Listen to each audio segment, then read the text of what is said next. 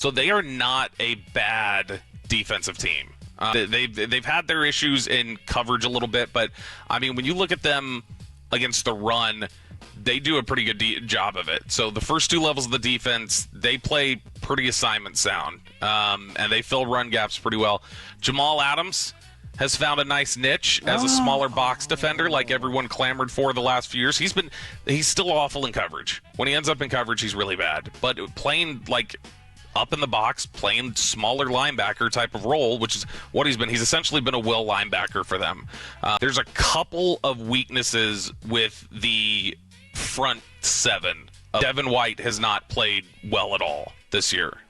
He's struggled a pretty significant amount. So Devin White's somebody who, if you can get him in coverage or against the run or whatever else, that's something that is to the Cowboys' liking. That'll be something that they can benefit from.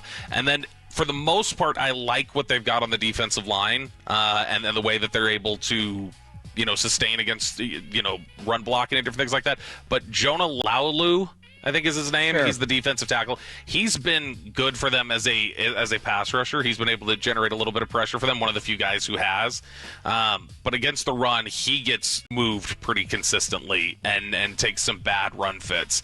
So you can take advantage of those two right there in the run game. But overall, this is a vulnerable team against the pass.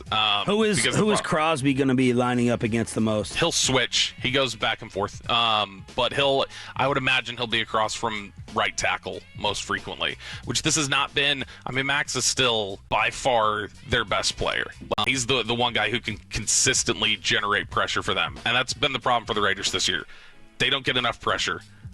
They're bad in the secondary. Every moment where they're about to, they're bending, they break. So, a lot of defenses, Dallas is one of them, wants to run with an idea or a philosophy of bend but don't break. When the Raiders try that, they ultimately snap.